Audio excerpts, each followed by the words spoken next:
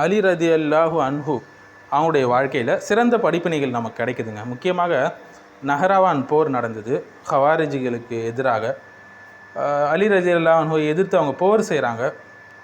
எங்கள் சகோதரர்கள் எங்களை வரம்பு மீறி விட்டார்கள் என்று சொன்னாங்க. அவங்கள பற்றி சொல்லும்போது அவங்க யார் என்று கேட்கும்போது இஹ்வானுனா பகவ் அலைனா என்று சொன்னாங்க. எங்களுடைய சகோதரர்கள் அவங்க எங்களை வரம்பு மீறிட்டாங்க என்று சொன்னாங்க. இது இமாம் அலி ரதியல்லாஹு அன்ஹு சொல்லி கொடுத்த ஒரு சமநிலை, முக்கியமான ஒரு அவங்களுடைய நிதானம், முக்கியமான ஒரு பிரின்சிபல், அடிப்படை. அதாவது அவங்க உடனே அவங்களை என்ன செய்யலை, தக்ஃபீர் செஞ்சில்லை, இவங்க காஃபியர் அப்படின்னு சொல்லிடல. பாருங்கள், அவங்களுடைய நிதானத்தை பாருங்கள். இதை பார்த்து இப்போது இருக்கக்கூடிய நவீன ஆலிம்கள் என்று சொல்லிக்கொள்ளக்கூடியவர்கள், நவீன மார்க்க அழைப்பாளர்கள் என்று சொல்லிக்கொள்ளக்கூடியவர்கள் பாடம் கற்கணும் அலி ரதியல்லாஹு அன்ஹுடைய வாழ்க்கையில். இன்று ஒரு முஸ்லீம் முன்னேறு முஸ்லீம் பார்த்து சர்வசாதாரணமாக அவன் காஃபிர், அவன் முனாஃபிக், அவனை பற்றி அவன் பேசுகிற, அவன் முர்த்தது, அவன் ஷிர்கு செய்கிறான் என்று. கடைசியில் அவர் அப்படி செஞ்சிருக்கவே மாட்டார்.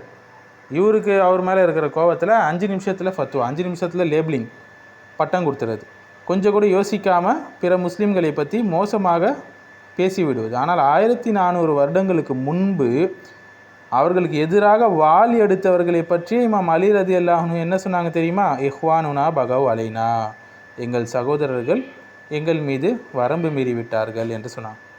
யாரை பற்றி? ஹவாரிஜ்.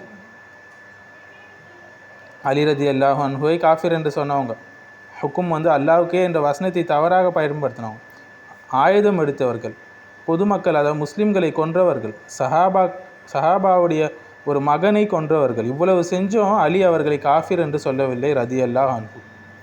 இஹ்வானுனான்னு ஏன் சொன்னாங்க எங்கள் சகோதரர்கள் என்று? அவர்கள் காஃபிர்களா? இல்லவே இல்லை. குஃபுர்லேருந்து தப்பியவர்கள் அவர்கள், ஃபர்ரு மினல் குஃபுர்.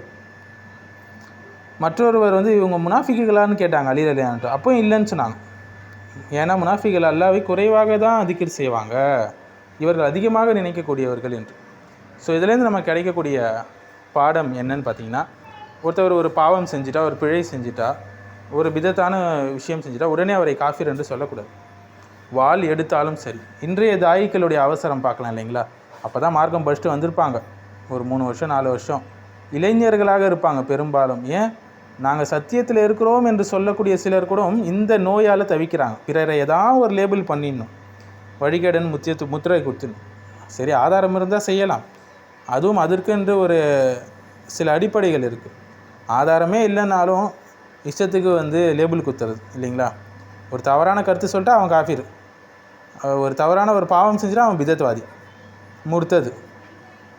இது நபியுடைய வழிமுறை அல்ல, சஹாபாக்களுடைய வழிமுறை அல்ல, பெரும் ஹலீஃபாக்களுடைய வழிமுறை அல்ல. இது ஹவாரிஜுடைய மனநிலை, ஹவாரிஜுடைய ஒரு பண்பு. இது ஒரு மனுஷன் தன்னுடைய சகோதரனை காஃபிர் என்று சொல்லிட்டானா அதில் ஒருவர் அந்த நிலையில் விழுந்துடுவார். அப்படி அவர் இல்லைன்னா அது இவர் மீது வந்துடும். ஸோ லேபிள் போடுவது ஒரு பெரிய அபாயங்க. அதுக்குன்னு சில ஷரத்துலாம் இருக்குது, அதெல்லாம் பூர்த்தி செஞ்ச பிறகு தான். எடுத்தவொடனே அது சின்ன ஒரு விஷயம் செஞ்சுட்டா அவர் பிதத்வாதி அப்படின்லாம் சொல்லிடுறது கிடையாது.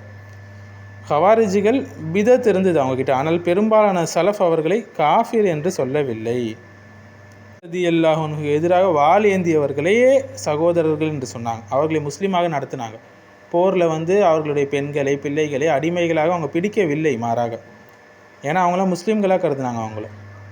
இன்றைக்கி வாள் ஏந்திலாம் நம்ம யாரையும் வரலை, ஆனால் 5 நிமிஷத்தில் வாட்ஸ்அப்பில் போஸ்ட்டு போட்டுருவார், அவன் காஃபிர், அவன் முனாஃபிக், அவன் பிதத்வாதின். இது சலஃபுகளுடைய வழிமுறை அல்ல. இந்த அவசரம் அரை வேக்காடு மார்க்க அழைப்பாளர்களிடம் இது இருக்கிறது.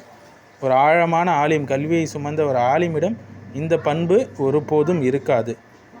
ஸோ உண்மத்தை காப்பாற்றணுன்னா லேபிள் போடுறது உடனே அதனால் கிடையாதுங்க. அதற்குன்னு நிதானம் இருக்கணும், ஞானம் இருக்கணும், எக்ஸ்பீரியன்ஸ் இருக்கணும். இமாம் அலி ரதியல்லாஹு அன்ஹு தன்னுடைய எதிரியை சகோதரராக கண்டார்.